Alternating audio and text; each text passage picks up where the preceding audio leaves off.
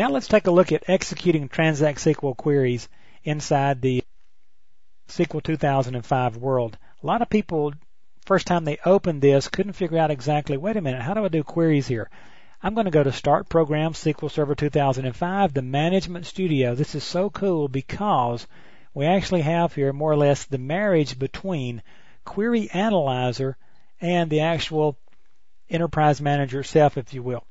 If you'll notice on the left over here on the Object Explorer, if you don't see this, you can go to View Object Explorer here and you'll be able to see it. Expand the databases, and for example in the master tables I can see some of my tables here. What if I want to write a query against one of these? Because if you remember, I can see the columns that are in it and so forth. All I have to do is come up here to my toolbar right under my menu and click New Query. Notice what it did. It gave me a query out here in my work area.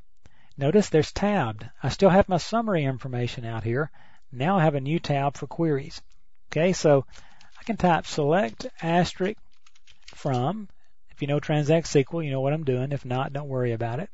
But I want to select all the columns and rows from this particular table. So notice what I can do. Simply drag and drop that table to right there.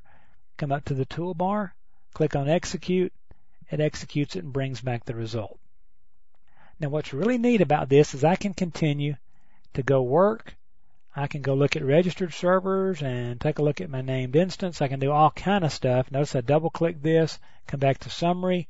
I can look at some things there, go back to my tab, see my query again, all kinds of cool stuff I can do. Now, this query will stay here as long as I want it to.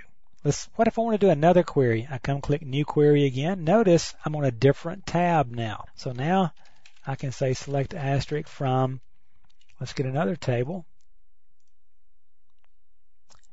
And this time we'll do the fallback dev.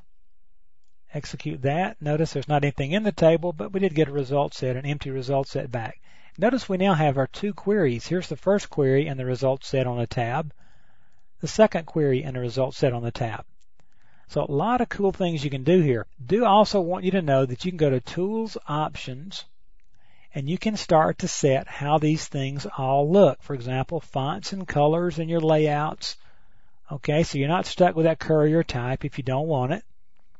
And so there's a lot of different things you can set out here as far as how this thing behaves. And I won't go through a whole lot of this. You can go out and play with that yourself. That's how to execute a query. We'll look at some graphical queries and so forth a little later on. But that's where Query Analyzer went. It's actually part of your main administrative tool now.